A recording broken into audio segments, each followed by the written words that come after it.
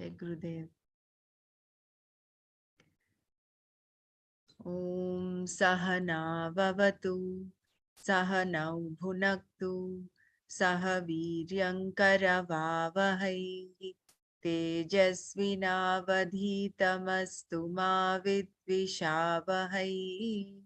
Om Shanti Shanti Shanti. Narayanam Namaskritya Naram Chaiva Narottamam Devim Saraswatim Chaiva Tato Jayamudirayet.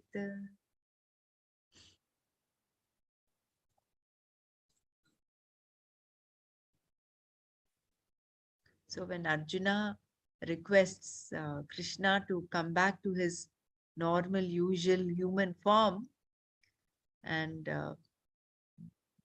Bhagavan concedes to that. Before that, he tells him that this form it does not come by either doing dana, tapas, yajna, knowing all the Vedas. It is only through Arjuna is blessed to be able to see this. And then he then reveals his usual human form, and as though he consoles Arjuna, because Arjuna was so totally frightened. And then within no time, Arjuna comes back to his normal state, and he mentions that he's no longer frightened and he's come back to his normal cheerful state. And then more importantly is that last shloka of chapter 11. Let me just share that shloka.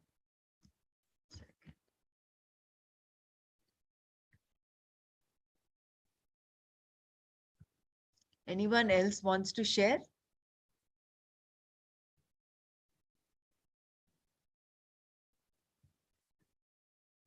Hari Om. I love the way Bhagavan listens to all his requests every time, whether it is Vishwarup Darshan or taking the chariot in the center of the battlefield. Whatever request, wholeheartedly when Arjuna is telling, he's listening to him and obeying the orders. So for Bhakta, Bhagwan is like the way he listens and the way he consoles also back to Arjuna. That is so beautiful and blissful. Yeah, that is very true. Except for one way, the way he was of course a true listener, but he did not sympathize with Arjuna. He was only empathetic. In that, the very first shloka of chapter 2, after all that rantle that Arjuna put forward, saying, Kulakshaya Kulakshaye Pranashyanti, Kuladharma Sanatan, all that will happen. A lot of sin we will incur, and all that he mentioned. Bhagwan was so rooted and he did not budge from knowledge. He started off with Nasat Ashocyan and Vashochastva. So he completely steered Arjuna away from his Vishada into Sankhya Yoga. Yes, very true. Kshatriya Dharma, yes, what you've said is very right. He's been very obliging of whatever Arjuna has been asking. So, Matkarman Matkarman Matkarma Krin Matparamo Madbhakta Sangha Varjitaha Nirvaira Sarva Bhuteshu Yasamameti Pandava. I think we'll have to by heart this, because it has all the aspects of Karma Yoga, Bhakti Yoga, as well as Jnana Yoga. In this, Sarva Bhuteshu, among all people, the one who does all action for my sake, Mat Karma Krit Mat Paramaha, and Mat Bhaktaha, who is devoted to me. Not just that, he's free from attachment and free from enmity. Comes to me alone, Arjuna.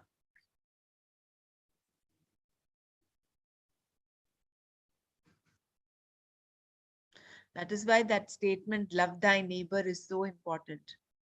We may love everybody else, but when it comes to your neighbor, when it comes to your own people at home, accepting them, loving them truly, unconditionally becomes a little issue because they are so close to you. You only look, there is a chance for you to look at all their imperfections.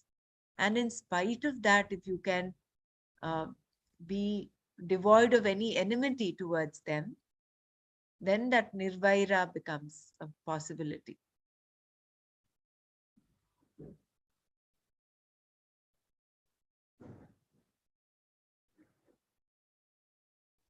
Yeah.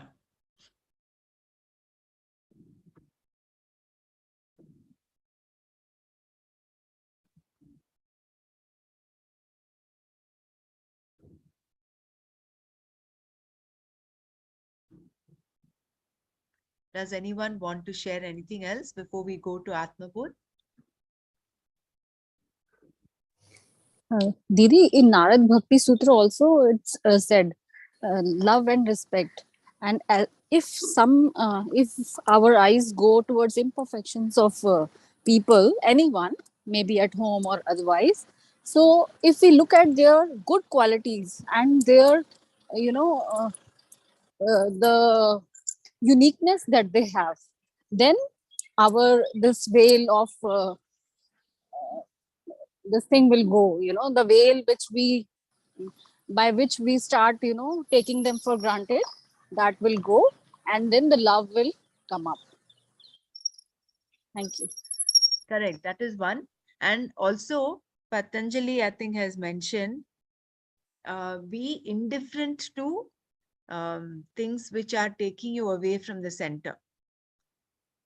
You might see something, some imperfections here and there, but instead of putting your attention on that, if you are indifferent to that, that in that Chitta Prasadana, he talks of 4 aspects, no? Maitri, Karuna, Mudita, Upeksha. So, to those people who are doing not so good deeds, be indifferent to them. Then you keep your mind centered, free from enmity. Otherwise, automatically you'll start developing hatred. And if you remember, Gurudev has always been saying, never harbor hatred, hate against anyone. You're actually harming yourself by doing this. Because that hate will not affect the other person, it will only affect you. So, come what may, remove any bit of hate you have against anybody. And Hariom, sorry, yeah, sorry, please go ahead, Brahma. no, go ahead, Bela. No, please complete, Brahmaraji. I'm really No, I sorry was to. just listening to one of Gurudev's knowledge that I read yesterday. He says, put all your friends and enemies in one basket and just relax. Problem is we are very close and dear to our friends or people who we think we are our friends, and we keep away from all those people that we think we that are our so-called enemies, but keep both of them together in one basket and just relax. So therefore you are neither having raga towards one or dvesha towards the other. Yeah, go ahead, Bela, you wanted to share something. Jai Gurudev, isn't this boils down to accept people as they are? Yeah, very right. No, it is that, So isn't it? nice. Yeah, Yeah, just to add that, my in-laws, I mean, the first sentence was my mother-in-law that love three P's, Pati Patni, Pitrai, and Padoshi. It's in Gujarati words. Pitrai means all your cousins, the extended relatives. So you have to accept them as your own. Padoshi means your neighbor in Gujarati. Yeah. What is the word for cousins you used? Pitrai. Pitrai. Yeah. Thank you.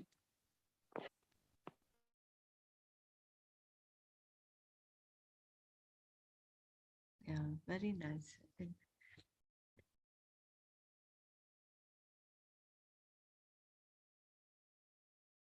Very true, because we make karma with all these people. No, remember that Buddha story where the disciple who comes and he says, Buddha tells him the rule here is that you should accept everyone and come back. So he goes and he says, I'm able to accept everyone except these two people. So then Buddha tells him, for you we'll make an exception. You no need to accept everybody else in the world. You just accept these two people. And it is with people who we are very close to, are closely associated with. Uh, we we are stuck with them with super glue, as though, because we keep thinking about them. And need not be just people that are closely associated with. It can be anybody else also that we are associated with. But if we are constantly harboring negative thoughts about them, or having this uh, hateful thoughts against them, they are stuck to us like with super glue. Like I think Gurudev talks about it in Ashtavakra Gita or so. He says, these people who you cannot accept, you're actually stuck with them. And therefore, for our own sake, we need to let go and accept them. Of course, in an active manner, not passively. That is where the sense of responsibility also comes in. But acceptance is paramount, is the first step. He gives, he gives an one more example of uh, people who hate are staying in your house without giving any rent. Yeah. Mhm. They occupy your upper story free of cost. And then they eat up into your energy. It's funny, unless we put a halt to this mind, the mind will take us for a ride. The mind, memory, intellect, all of them. So the whole uh, aspect of karma yoga is to purify and cleanse this mind of all these thoughts, to make it pure and light and uh, happy, cheerful. No matter what is happening outside, you stay in that santosha. Santosha is actually a practice.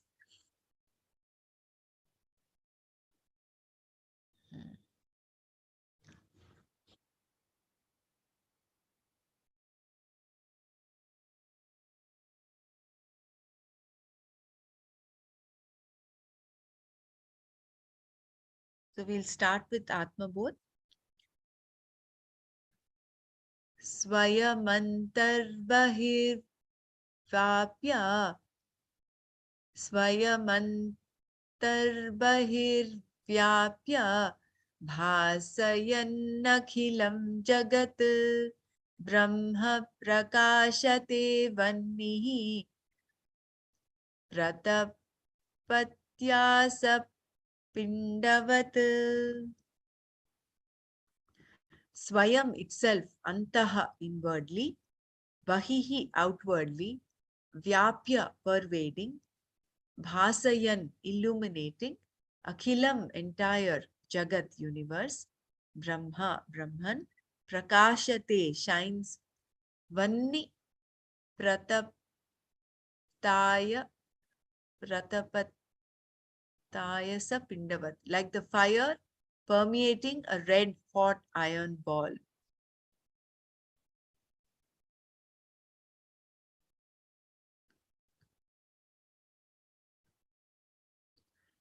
Vanni prataptayasa pindavat, pervading the entire universe outwardly and inwardly, the Supreme Brahman shines of itself like the fire that permeates a red hot iron ball and glows by itself.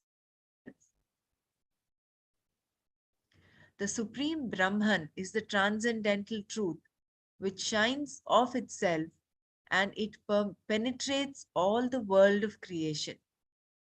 It is not something other than the world of creation, for it exists in and through them all at once as the material and the efficient cause, the pure consciousness.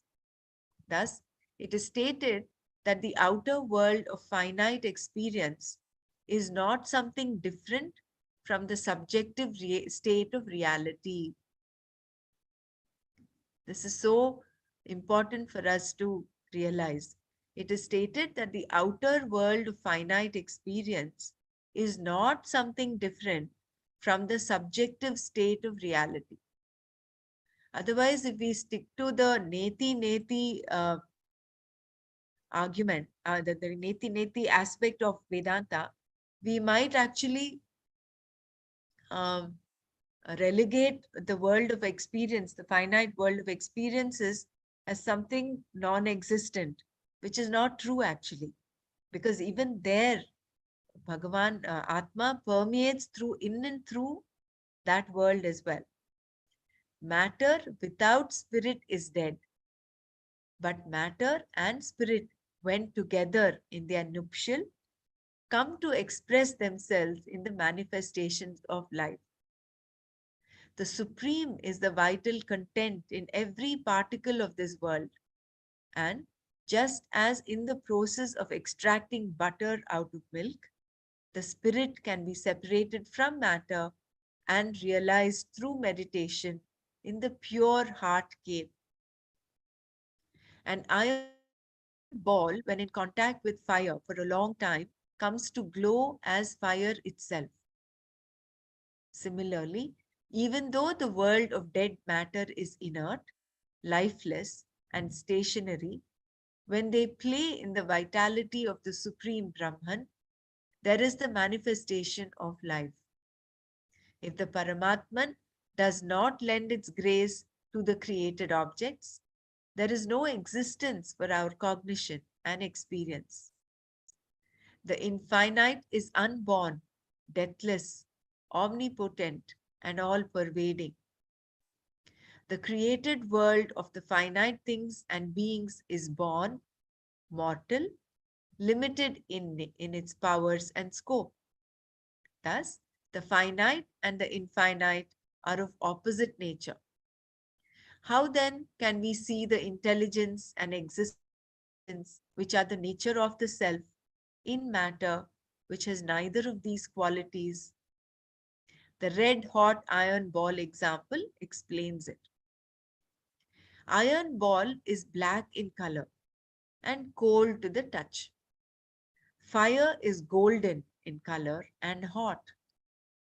The color and the heat of fire penetrates the iron ball when it, for a sufficiently long time, comes in contact with the fire. So too, when inert and insentient matter is presided over by the spirit, the Satchit Ananda, nature of the spirit, gets transferred on to the matter.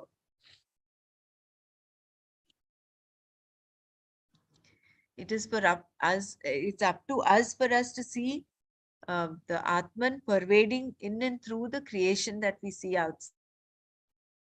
And the example here is this iron ball. We can see the world as something cold, lifeless, like a normal iron ball. But then, if the very pulsation of the world, now I mean I'm reminded of the Spandakarika, wherein that general vibration is actually running, pervading in and through all the special vibrations that manifest in the world.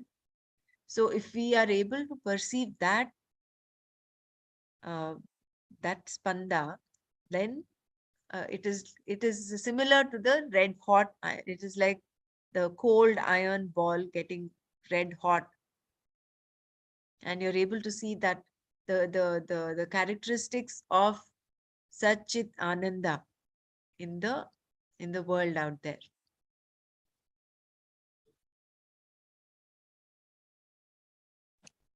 Uh, See, one of the chapters we had been reading about, there were fourth and fifth. I think it was that eighth chapter, and Bhagwan says, "I'm not in the Jagat." So, how do we relate this over here? Is it through only Maya he's present, or how? Now he's saying he's in and through everything. There he says, "I'm not in this Jagat." No, he says, I am in and through the Jagat. The Jagat is not in me. That is what it was mentioned, I think. No? Yeah. Isn't it? So he is Yes. pervading. It is out of his own powers of Maya that the world has come about. It is like the snake has its existence because the rope is. But the snake is not there. um, the rope is not there in the snake. No, the snake is on the rope. Similarly, the Jagat is like the snake. It is only mithya. What is Sat is the rope. What is Sat is Brahma, is a Brahman. Whereas the world is only superimposed upon this. So he's in that Maya also. I mean, he's in this Mithya world also. Yeah, Maya is his power, no? He's So he power, has but only created everything. So, is he part of that? It has yes, been created. It has been he said, created by him. Yeah. yes. And this Maya, the Jagat has set of laws by which it functions, which also he created. And it is going on. Now he is not part of that. Are you getting it? He created with his Maya power, he created the Jagat, and the Jagat is running on certain laws of nature, which is also that Prakriti, no? That gunas and all that. It is running on that law. And now he is not involved in the running of it because he has already set it in motion with the laws of Prakriti. So in that way, he is not present in the Jagat, but the Jagat is present in him. Isn't it? That's Yeah. how I get it.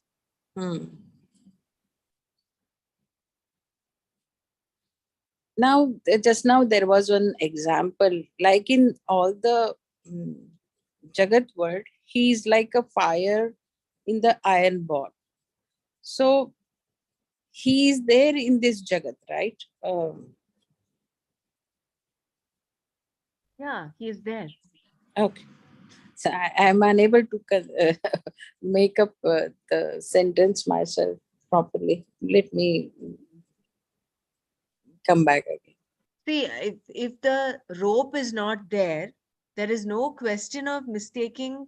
The snake doesn't come into existence. No, it is because of the rope you mistake it to be the snake.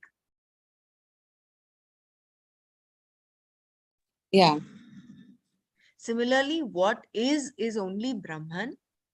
We are only not misapprehending the Jagat to be um, uh, no, I should not be saying this. The Jagat is like the snake and the rope is like Brahman. Okay. So that rope is there in and through the snake, but the snake is not in and through the rope. No, that thing is only because of that ignorance. So that misconception is what is causing that the feeling of the rope, the existence of the existence that the snake comes into being only because of ignorance. Okay.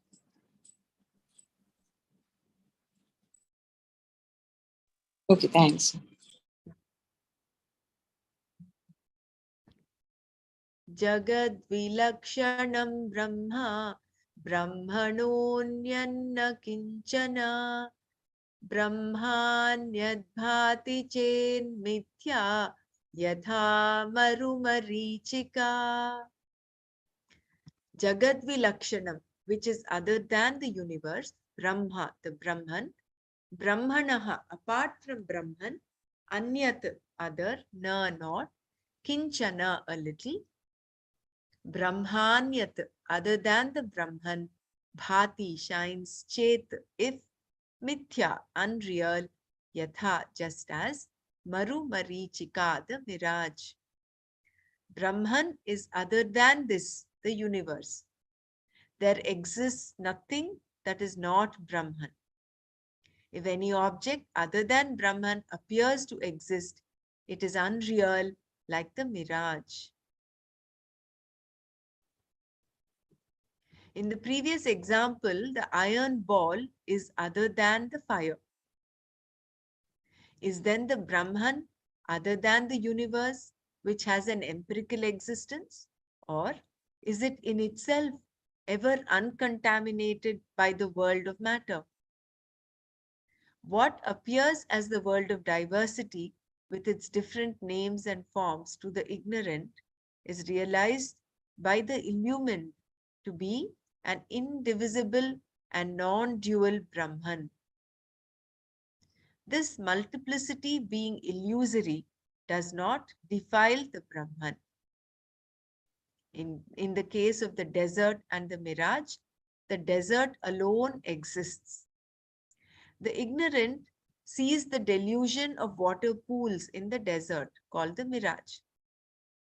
When once a deluded mind has seen the mirage, it can multiply in its misapprehensions, such as the waters of the mirage having waves, and even the sun reflecting on the water surface, etc.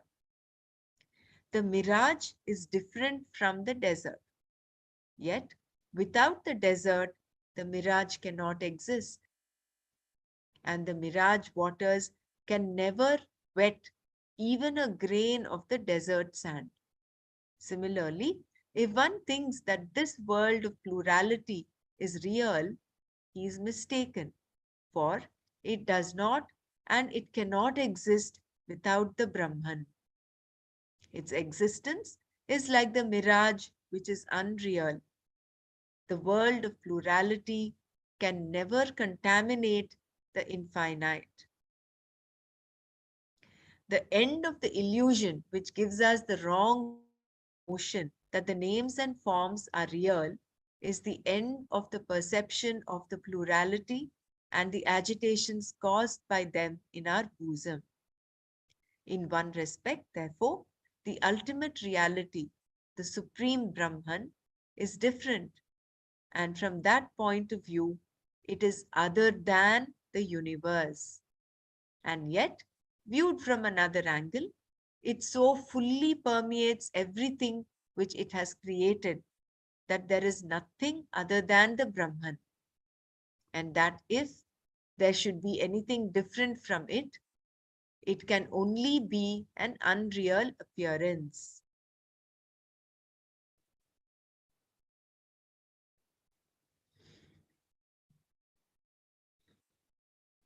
So at once, Brahman is other than the universe and at the same time permeates in and through the universe. Just like how the desert is not the mirage, but the mirage exists because of the desert. So,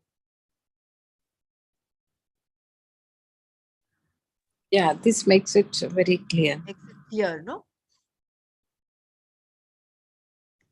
Because the mirage has no existence without the desert. No? The Yeah. existence of the mirage comes only because of the existence of the desert. Similarly, without Brahman, there cannot be the universe. In that sense, the Brahman permeates in and through the universe. But at the same time, Brahman is different from it's other than the universe. This is where I was having a question. Yeah. I mean, if it is a mithya, it is, it seems it is there. Then how can Brahman be there? Like that question was there in my mind. That's what I was thinking. If it is No, just a mithya, yeah, what this is Jagat is mithya? because of Brahman. I get that. But Correct. then if it is a mithya, if it is not there, then again, how come Brahman be there in this Jagat? It is because of him. That is, But see, it is because, see, Brahman is the material cause as well as the efficient cause. So, because whenever, if you remember in the Gita introduction, if I remember, there it is mentioned whenever the material cause and the efficient cause are the same, the object of whatever is created out of this has no real existence. It is only mithya. It is unreal.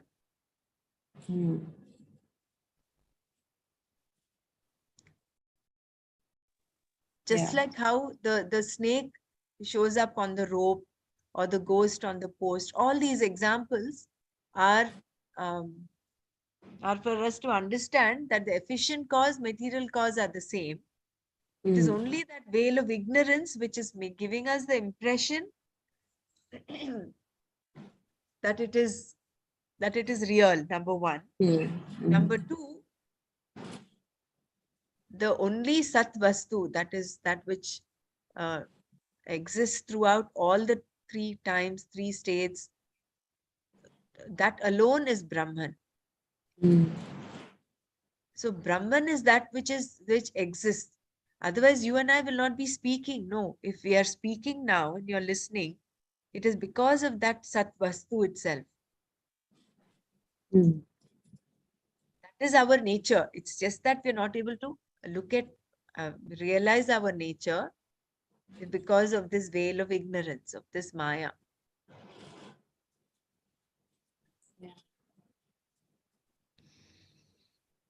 Thanks.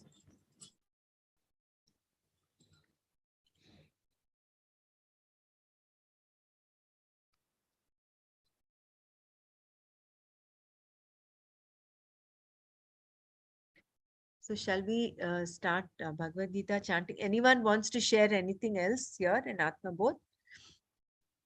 We have another 4 shlokas. Hopefully, we'll see how we'll go little by little.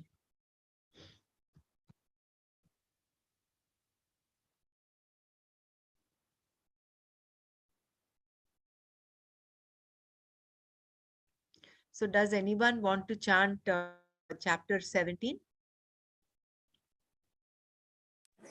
Jai Gurudev. Yeah, I'm Sheila. Yes, Uh, Sheila. there will be some mistakes in my chanting, but Yeah, no problem. I would like to help. I mean, not help. You'd Uh, like to chant. yeah, yeah. Just 1 second. Let me.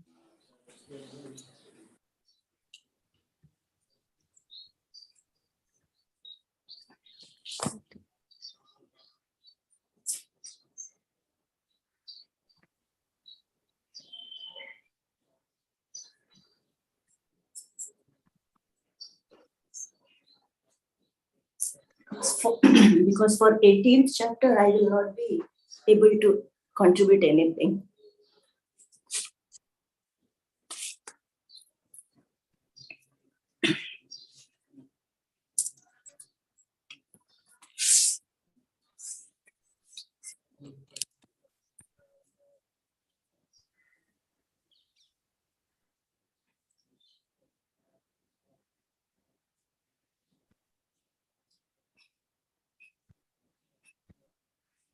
Yeah, I'm just sharing this one.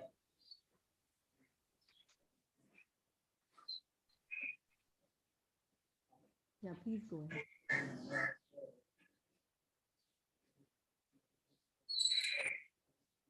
Shall I go? Yes, please go ahead. You can start. Okay. Jai Gurudev.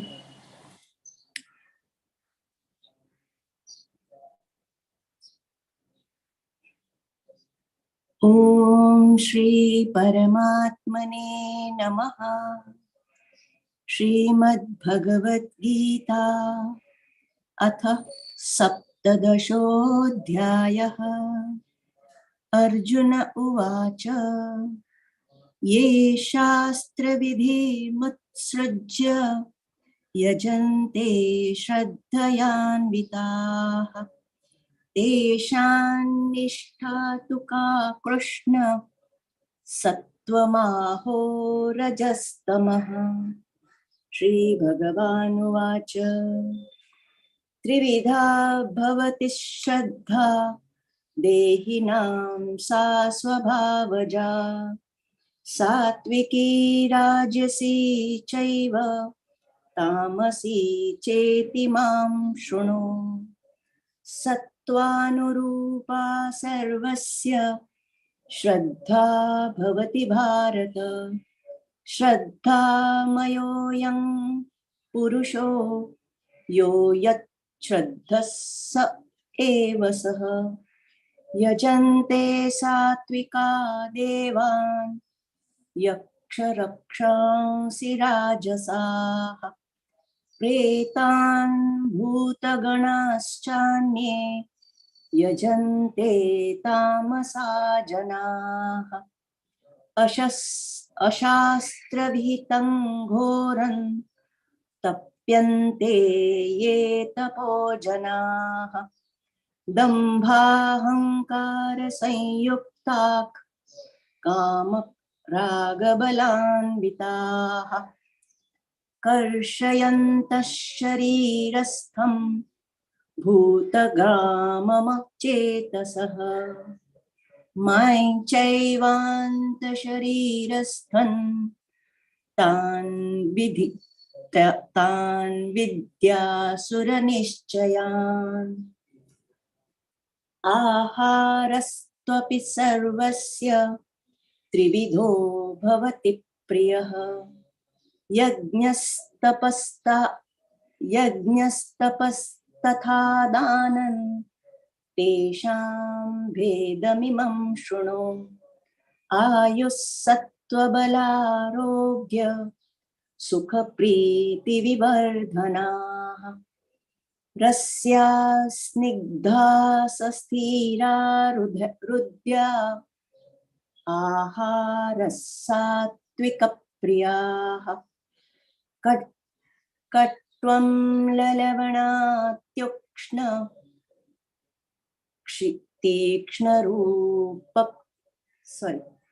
कट्वं लवणात्युष्ण तीक्ष्णरूक्षविदाहिनः आहारा राजसस्येष्टा दुःखशोकामयप्रदाः याययायं गतरसं पूतिपर्युषितं च यत्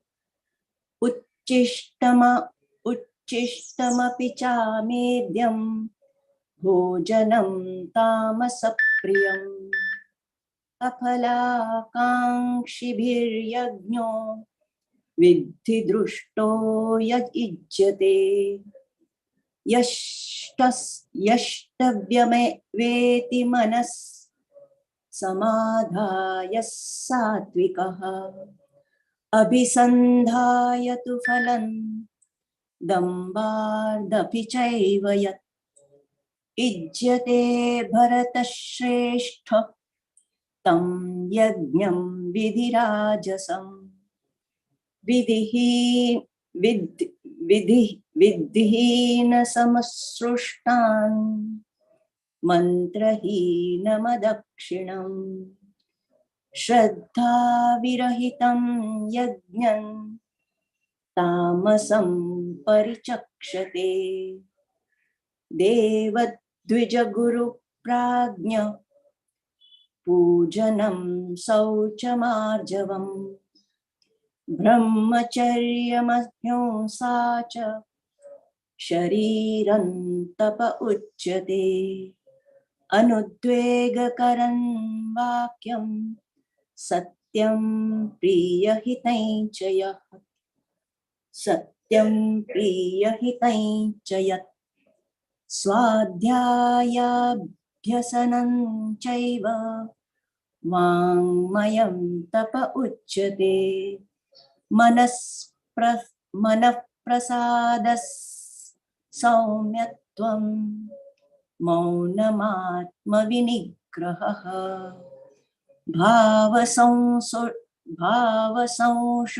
भावसंशुद्धिरित्येतत् तपो मानसमुच्यते श्रद्धया परया तप्तं तपस्तत् त्रिविधं नरैः अफलाकाङ्क्षिभिर्युक्तैः सात्विकं परिचक्षते सत्कारमानपूजार्थं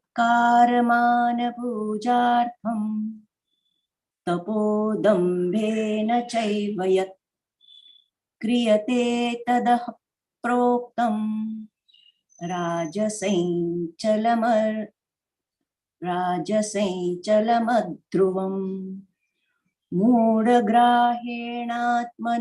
यत् पीडया क्रियते तपः परस्योत्सादनार्थं वा तत्तामसमुदाहृतम् दातव्यमिति तद्दानं दीयते नुपकारिणे देशे काले च पात्रे च तद्दानं सात्विकं स्मृतम् यत् यत्तु प्रत्युपकारार्थं फलमुद्दिश्य वा पुनः दीयते च परिक्लिष्टं तद्दानं राजसं स्मृतम् यदेशकाले यद्दानम् अपात्रेभ्यश्च दीयते असत्कृत्मवज्ञातं तत्तामसमुदाहृतम्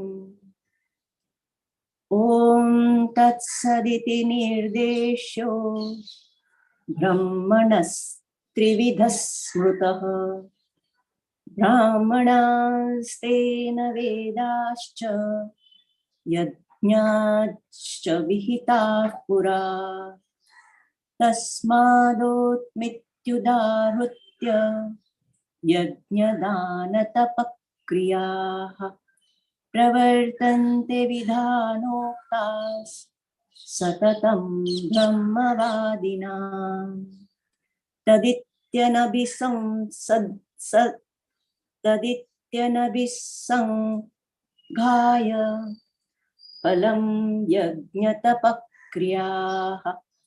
दानक्रियाश्च विविधाः क्रियन्ते मोक्षकाङ्क्षिभिः सद्भावे साधुभावे च सदित्येत्यप्रयुज्यते प्रशस्ते कर्मणि तथा सच्छब्दः पार्थयुज्यते यज्ञे तपसि दाने च स्थितिः सदिति चोच्यते कर्म चैव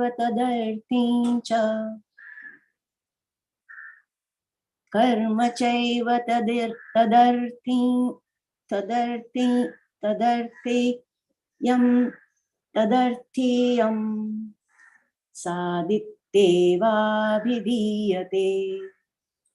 अश्रद्धया हुतं दत्तं तपस्तं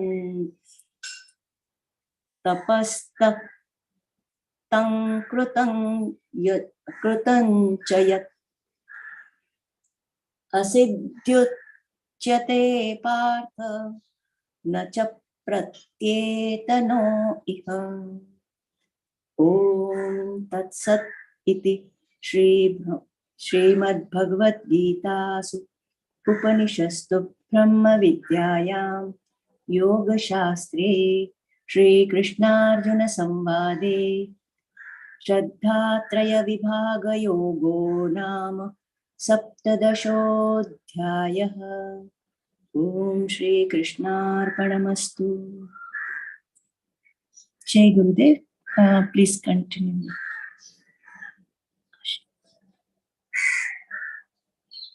ॐ श्री परमात्मने नमः. श्रीमद्भगवद्गीता अथ अष्टादशोऽध्यायः। अर्जुन उवाच सन्न्यासस्य महाबाहो तत्त्वमिच्छामि वेदितुम् त्यागस्य च हृषीकेश पृथक् केशिनिसूदन. Ji Gurudev. Yeah. Does anyone want to chant chapter 18? Yeah, I will chant Brahmaraji. Yeah, please go ahead, Dila. Yeah. You have to share. Okay. Yeah. You'll continue from Shri Bhagavanu Vacha? As you said, or from the beginning? Yeah, you can do it from the beginning. No problem.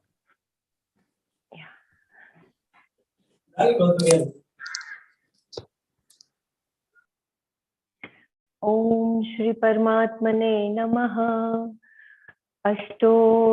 Ashtodashadhyayah Moksha Sannyasa Yoga. Arjuna Uvacha Sannyasasya Mahabaho Tattvam Ichchami Veditum Tyagasya cha Rishikesha Prithak Keshi Nishudana.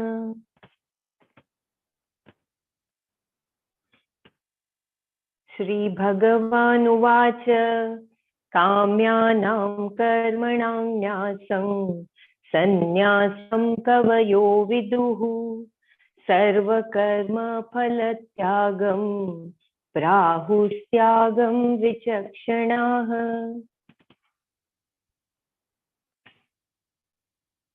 Tyajam Doshavadityeke Karma Prahurmanishinaha Yagyadana Tapa Karma Na Tyajamiti Chapare.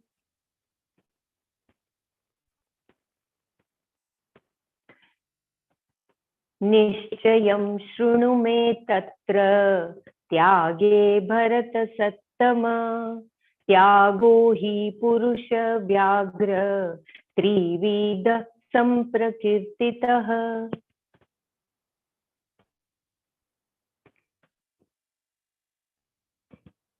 Yagyadana Tapa Karman Na Tyajam Karyam Mevatat Yajno Danam Tapaschaiva Pavanani Manishinam.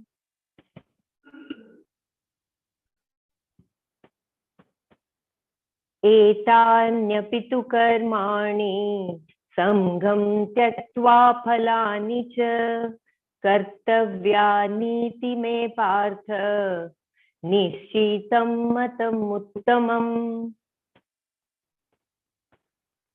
Niyatasya tu sannyasah karmano nopapadyate mohat tasya parityaga Tamasa parikirtitaha. Dukkhamityeva yat karma kaya klesha bhayatyajet sakritva rajasam tyagam naiva tyaga phalam labhet.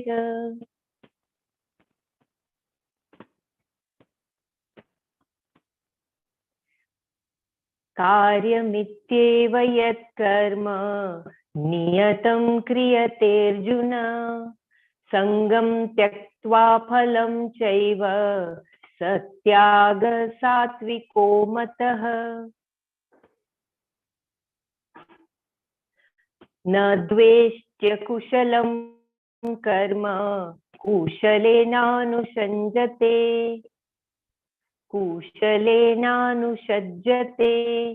त्यागी सत्त्वसमाविष्टो मेधावी छिन्न संशयः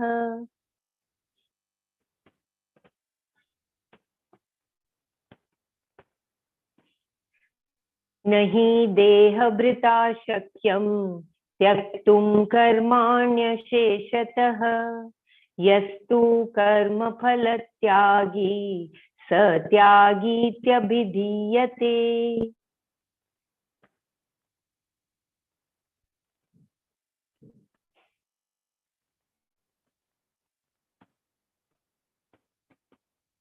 अनिष्टमिष्टं मिश्रं च त्रिविधं कर्मण फलं भवत्यः त्यागिनां प्रेत्य न तु सन्न्यासिनां कचित्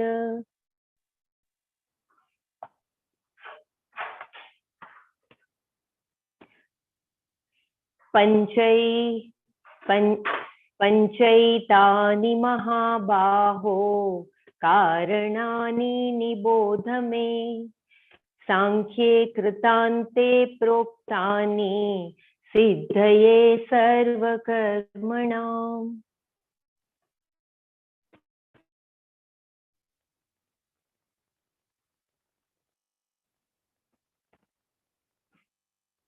अधिष्ठानं तथा कर्ता करणं च पृथग्विधं विविधाश्च पृथक् चेष्टा दैवं चैवात्र पञ्चमम्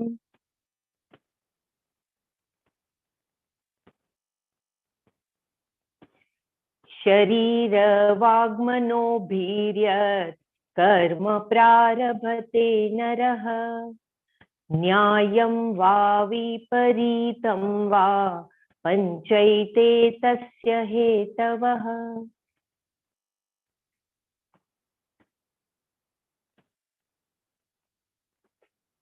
तत्रैवं सति कर्तारम् आत्मानं केवलं तु यः पश्यत्यकृतबुद्धित्वान् पश्यति दूर्मतिः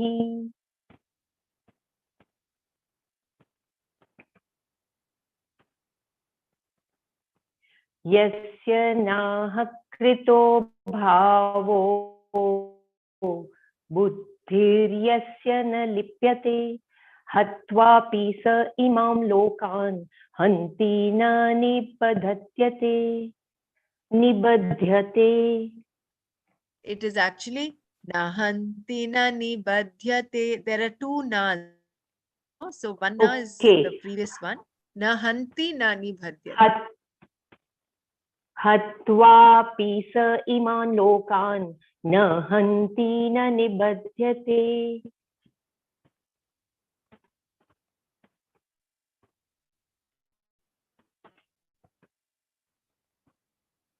The previous one, did I pronounce correctly? Yasyanaha. Which one? The first stanza of 17th. Yes, yeah, that was fine. Okay. 18.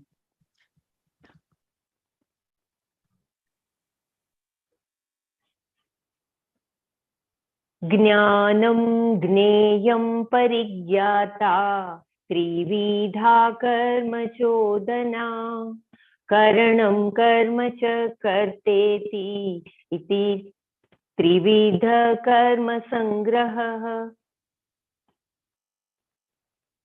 करणं कर्म च कर्तेति त्रिविध कर्म संग्रहः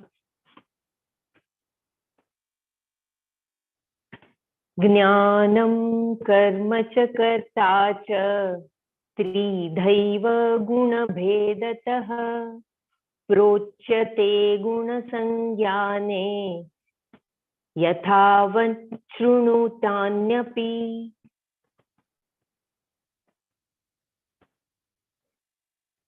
Kindly correct me if I am mistaken, Brahmaraji. No problem, Bela. You continue. If there's anything, I'll let you know. Yeah. सर्वभूतेषु येनैकं भावमव्ययमीक्षते अविभक्तं विभक्तेषु तज्ज्ञानं विद्धि सात्विकम्.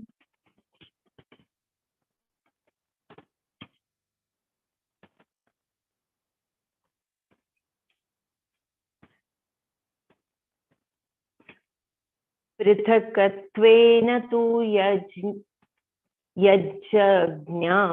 पृथक्त्वेन तु यज्ञानं नानाभावान् पृथग्विधा. पृथक्त्वेन तु यज्ञानं नानाभावान् पृथग्विधान् वेत्ति सर्वेषु भूतेषु तज्ज्ञानं विद्धि राजसम्.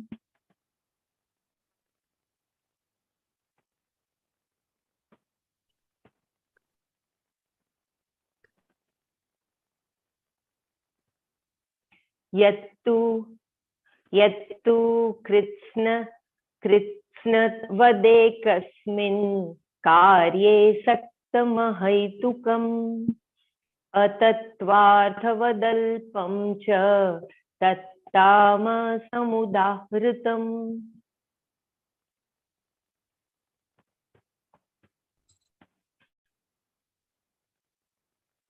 नियतं संगरहितं रागद्वेषतकृतमः.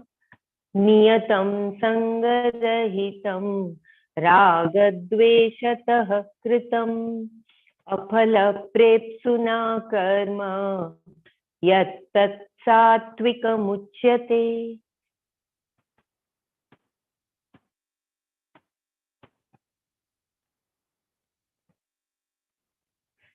यत्तु कामेप्सुना कर्म साहंकारेण वा पुनः क्रियते बहुलायासं तद्राजसमुदाहृतम्.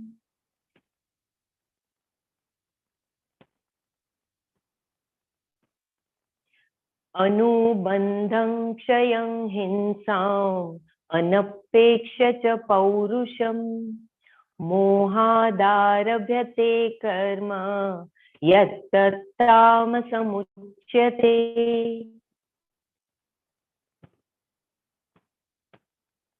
मुक्तसंगो नहं वादी धृत्युत्साहसमन्वितः सिद्ध्योर्निर्विकारः कर्ता सात्विक उच्यते.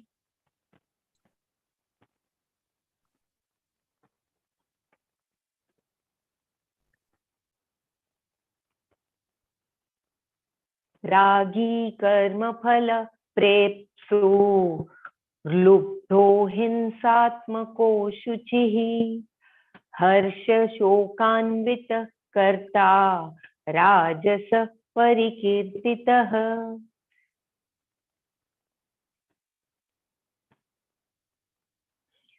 अयुक्तः प्राकृतः स्तब्धः शठो नैष्कृतिकोलसः विषादी दीर्घसूत्री च कर्ता तामस उच्यते.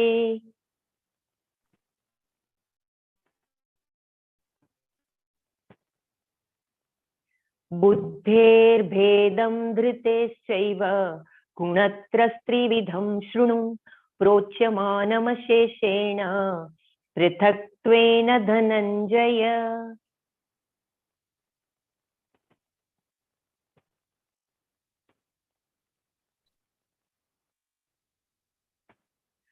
प्रवृत्तिं च निवृत्तिं च कार्याकार्ये भयाभये बन्धं मोक्षं च या वेत्ति बुद्धिः सा पार्थ सात्विकी.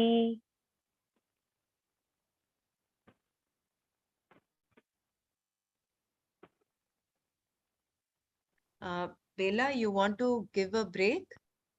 No, You will I want to can read. continue? Yeah, okay, Yeah, continue. yeah. Yeah. There is a lag. Yayadha. Are you able to see the thing as and when it's projected? Because there seems to be a lag between uh, you're reading from the PDF that is being projected, shared on the screen, or you're reading from your Yeah, own? what you are sharing. No, I'm reading what you are sharing, Brahmaraji. My internet is little shaky, I believe, I think that from is why, the because there seems yesterday. to be a lag. Yeah, that's okay. Uh, are you able to hear me completely? Yeah, we're able to hear you, but there is a little lag between the shloka being projected and you chanting it. So that is what I was wondering. That's okay. Go ahead. यया धर्ममधर्मं च कार्यच्चाकार्यमेव च अयथावत् प्रजानाति बुद्धिः सा पार्थ राजसी.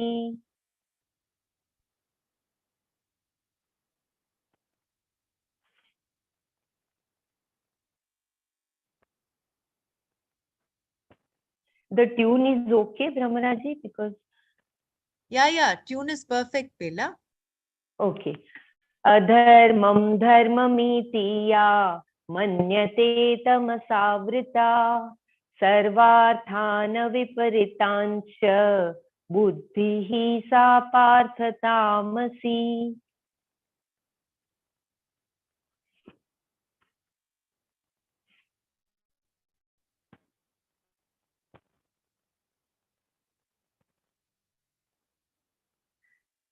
धृत्या यया धारयते मनः प्राणेन्द्रियक्रियाः योगेनाव्यभिचारिण्या धृतिः सा पार्थ सात्विकी.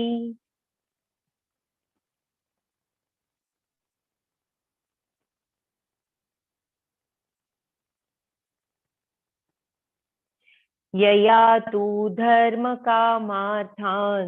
धृत्वा धारयतेऽर्जुन प्रसंगेन फलाकांक्षी धृतिः सा पार्थ राजसी.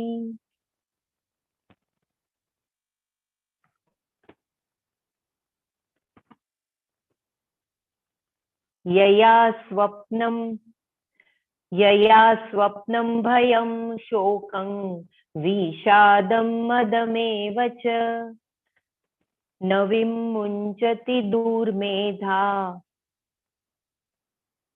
न विमुञ्चति दुर्मेधा धृतिः सा पार्थ तामसी.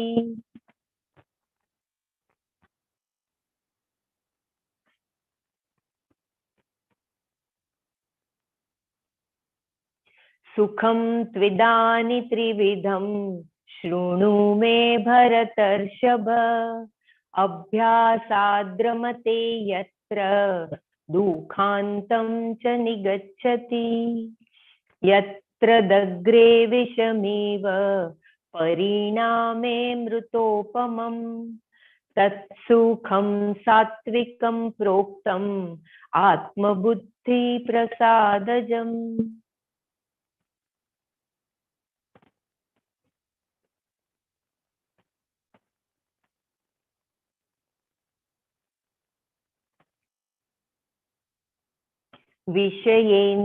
विषयेन्द्रियसंयोगात् यत्तदग्रे मृतोपमम् परिणामे विषमिव तत्सुखं राजसं स्मृतम्.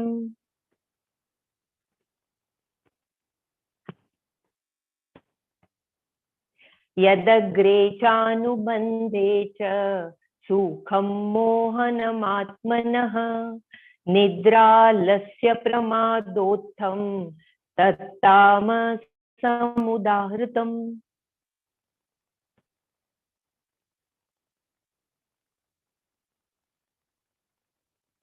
न तदस्ति पृथिव्यां वा दिवि देवेषु वा पुनः सत्वं प्रकृतिजैर्मुक्तं यदेभिः स्यात् त्रिभिर्गुणैः।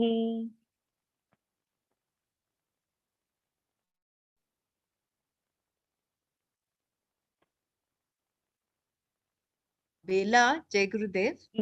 Yeah, Bela, I think yeah. I will continue from here because there seems to be a lag. I'm not sure. Okay, because okay. we That's have why. Yeah, another yeah, 30 yeah, odd yeah. No, shlokas are there. yeah, We have yeah. already spilled into 7:10. So if you don't No mind, I will problem. continue from here. Yeah, yeah. Please, please, You've please. done a very good job. Jai Gurudev. Yeah, Jai Gurudev. धन्यवाद. Jai. ब्राह्मण क्षत्रिय विशां शूद्राणां च परन्तप कर्माणि प्रविभक्तानि स्वभाव प्रभवैर्गुणैः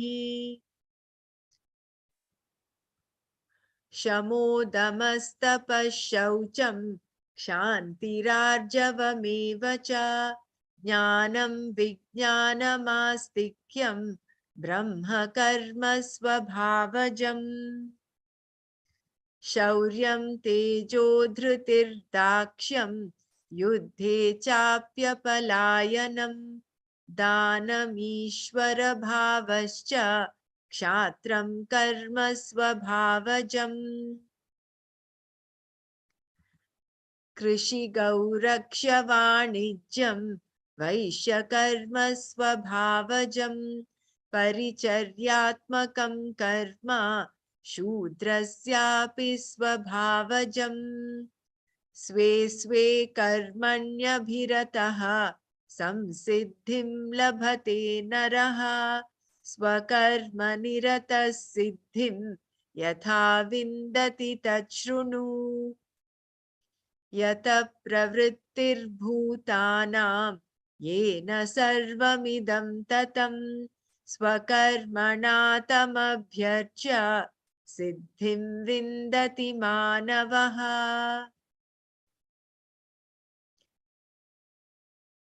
श्रेयान् स्वधर्मो विगुणः परधर्मात् स्वनुष्ठितात् स्वभावनियतं कर्म कुर्वन्नाप्नोति किल्बिषम् सहजं कर्म कौन्तेय सदोषमपि न त्यजेत् सर्वारम्भ हि दोषेण धूमेनाग्निरिवावृताः असक्तबुद्धिः सर्वत्र जितात्मा विगतस्पृहः नैष्कर्म्यसिद्धिं परमां सन्न्यासेनाधिगच्छति सिद्धिं प्राप्तो यथा ब्रह्मा तथाप्नोति निबोध मे समासेनैव कौन्तेय निष्ठा ज्ञानस्य या परा बुद्ध्या विशुद्धया युक्तो धृत्यात्मानं नियम्य च शब्दादीन् विषयास्त्वक्त्वा शब्दादीन् विषयांस् त्यक्त्वा रागद्वेषौ व्युदस्य च विविक्तसेवी लध्वासि विविक्तसेवी लध्वासि यत वाक्कायमानसः ध्यानयोगपरो नित्यं वैराग्यं समुपाश्रितः अहङ्कारं बलं दर्पं कामक्रोधं परिग्रहं विमुच्य निर्ममः शान्तो ब्रह्मभूयाय कल्पते ब्रह्मभूतप्रसन्नात्मा न शोचति न काङ्क्षति समः सर्वेषु भूतेषु मद्भक्तिं लभते पराम् भक्त्या मामाभिजानाति यावान्यश्च यश्चास्मि तत्त्वतः ततो मां तत्त्वतो ज्ञात्वा विशते तदनन्तरम् सर्वकर्माण्यपि सदा कुर्वाणो मद्यपाश्रया मत्प्रसादादवाप्नोति शाश्वतं पदमव्ययम् चेतसा सर्वकर्माणि मयि सन्न्यस्य मत्परः बुद्धियोगमुपाश्रित्य मच्चित्तः सततं भव मच्चित्तः सर्वदुर्गाणि मत्प्रसादात् तरिष्यसि अथ चेत्त्वमहङ्कारात्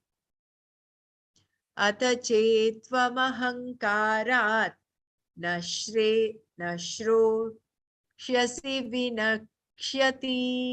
विनक्ष्यसि यदहङ्कारमाश्रित्य न योत्स्य इति मन्यसे मिथ्यैष व्यवसायस्ते प्रकृतिस्त्वां नियोक्ष्यति स्वभावजेन कौन्तेय निबद्धस्वेन कर्मणा कर्तुं नेच्छसि यन्मोहात् करिष्यस्य विशोऽपि तत् ईश्वरः सर्वभूतानां हृदिशेऽर्जुन तिष्ठति भ्रामयन् सर्वभूतानि यन्त्रारूढानि मायया तमेव शरणं गच्छ सर्वभावेन भारत तत्प्रसादात् परां शान्तिं स्थानं प्राप्स्यसि शाश्वतम् इति ते ज्ञानमाख्यातं गुह्याद् गुह्यतरं मया विमृश्यैतदशेषेण यथेच्छसि तथा कुरु सर्वगुह्यतमं भूयः शृणु मे परमं वचः इष्टोऽसि मे दृढमिति ततो वक्ष्यामि ते हितम् मन्मना भव मद्भक्तः मद्याजी मां नमस्कुरु मामे वैश्यसि सत्यं ते प्रतिजाने प्रियोऽसि मे सर्वधर्मान् परित्यज्य मामेकं शरणं व्रज अहं त्वा सर्वपापेभ्यो मोक्षयिष्यामि मा शुचः इदं ते नातपस्काय न भक्ताय कदाचन न चाशुश्रूषवे वाच्यं न च मां योऽभ्यसूयति य इमं परमं गुह्यं मद्भक्तेष्वभिधास्यति भक्तिं मयि परां कृत्वा मामे वैष्यत्य संशयः न च तस्मान्मनुष्येषु कश्चिन्मे प्रियकृत्तमः भविता न च मे तस्मात् अन्यः प्रियतरो भुवि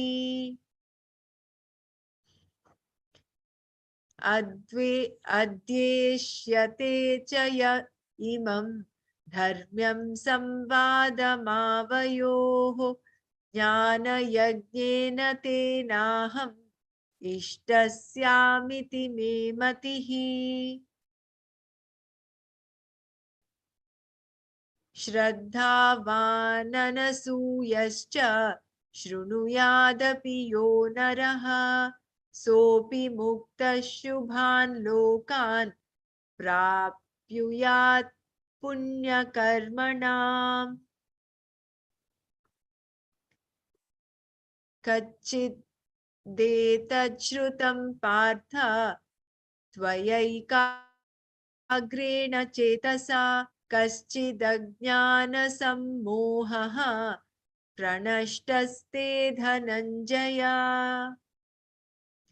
अर्जुन उवाच नष्टो मोहस्मृतिर्लब्ध्वा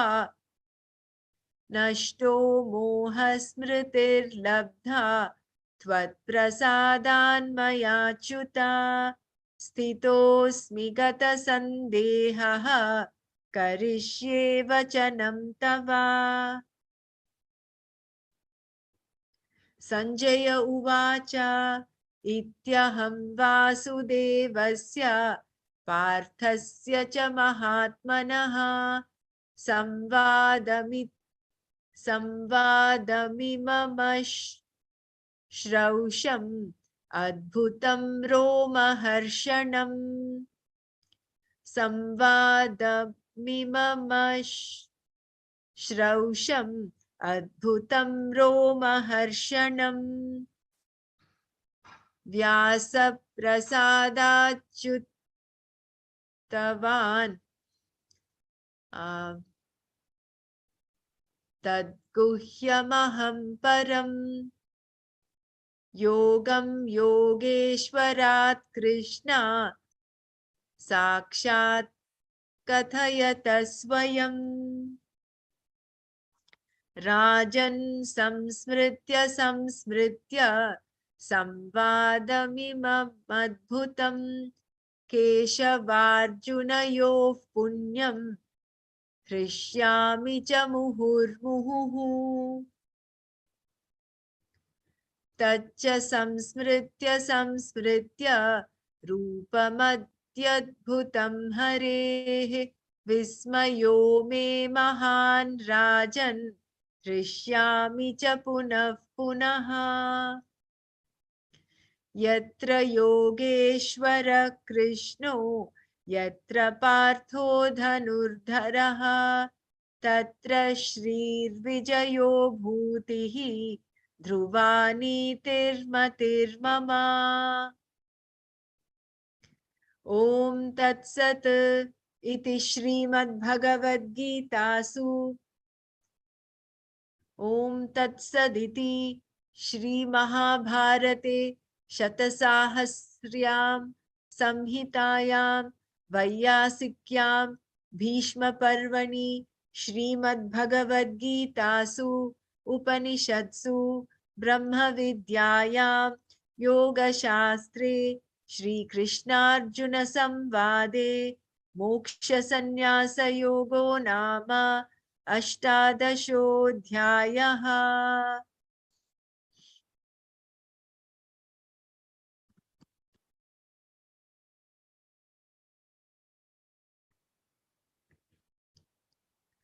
We'll just chant the Gita Mahatmyam. Huh? 1 second. The short one we'll chant, just for want of time.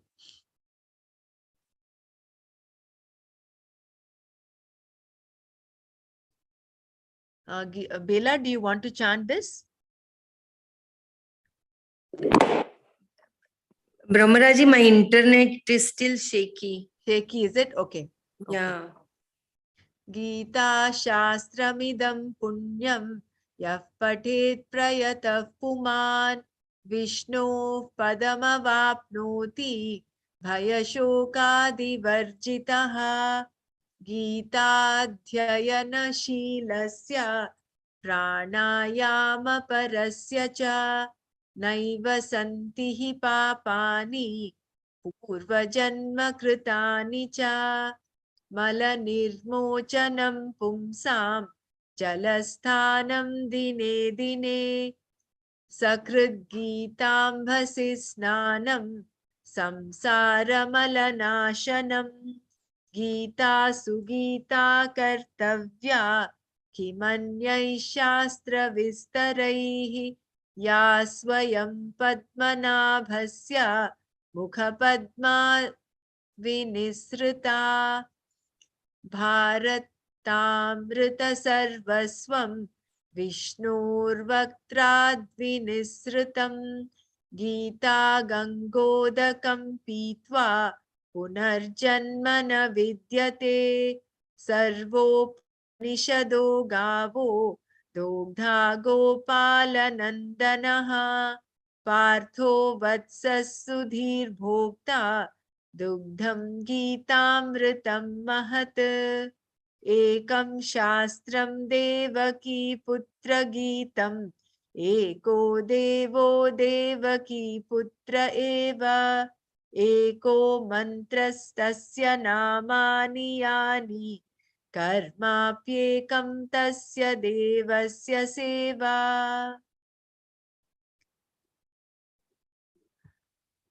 ॐ तत्सत्। यदक्षरपरभ्रष्टं मात्राहीनं तु यद्भवेत् तत्सर्वं क्षम्यतां देवा नारायण नमोऽस्तु ते। विसर्गबिन्दुमात्राणि पदपादाक्षराणि च न्यूनानि चातिरिक्तानि क्षमस्व परमेश्वर। अपराधसहस्राणि क्रियन्ते अहर्निशं मया दासोऽयमिति मामत्वा क्षमस्व परमेश्वर। मन्त्रहीनं क्रियाहीनं भक्तिहीनं जनार्दन यत्कृतं तु मया देवा परिपूर्णं तदस्तु ते। कायेन वाचा मनसेन्द्रियैर्वा बुद्ध्यात्मना वा प्रकृते स्वभावात् करोमि यद्यत् सकलं परस्मै नारायणायेति समर्पयामि श्रीमन्नारायणायेति समर्पयामि। ॐ लोका समस्ता सुखिनो भवन्तु। ॐ शान्ति शान्ति शान्तिः। सर्वं कृष्णार्पणमस्तु। जय गुरुदेव। धन्यवाद ब्रह्मराजी, जय Gurudev. Thank you. Jai Hari Om. Today it was धन्यवाद। quite an extended session because chapter 18 was a very long one. So tomorrow when we do the after the Atma Bodh, I would just suggest that we do the Gita Dhyanam and the chapter 2 and the short Gita Mahatmya. So whoever's, I think Mrinal, you wanted to chant chapter 2? Let me try. Yeah. Bela, if you want, you chant the Dhyana, Gita Dhyanam. Okay, sure, You can, sure.